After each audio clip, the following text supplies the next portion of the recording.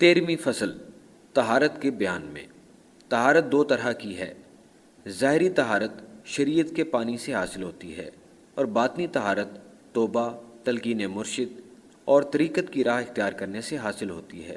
پس جب نجاست کے اخراج کے باعث شریعت کا وضو ٹوٹ جائے تو پانی سے وضو کی تجدید کرنا واجب ہے، جیسا کہ حضور علیہ الصلوۃ والسلام نے فرمایا: من جدد الوضوء جدد اللہ علیہ ایمانہ، جس نے وضو کو تازہ کیا اللہ تبارک و تعالیٰ نے اس کے ایمان کو تازہ کیا۔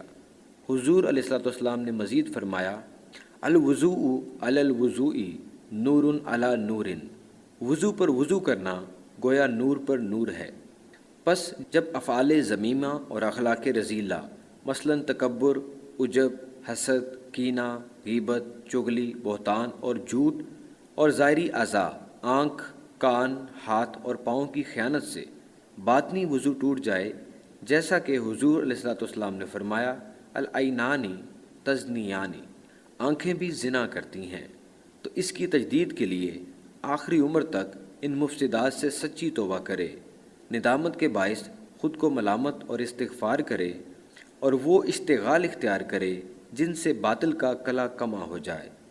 عارف کو چاہیے کہ ان آفات جن سے باطنی وضو ٹوٹ جاتا ہے سے اپنی توبہ کی حفاظت کرے تاکہ اس کی نماز کامل ہو جائے۔ اللہ تبارک و تعالیٰ نے فرمایا: ھذا ما توعدون لکل اواب حفیظ، سورہ قاف آیت 32۔ یہی ہے جس کا تم سے وعدہ کیا گیا ہے ہر اس کے لیے جو اللہ کی طرف رجوع کرنے والا اور اپنی توبہ کی حفاظت کرنے والا ہے۔ ظاہری وضو کے لیے تمام دن اور رات کا وقت ہے، جبکہ باطنی وضو کا وقت تمام عمر کے لیے دائمی ہے۔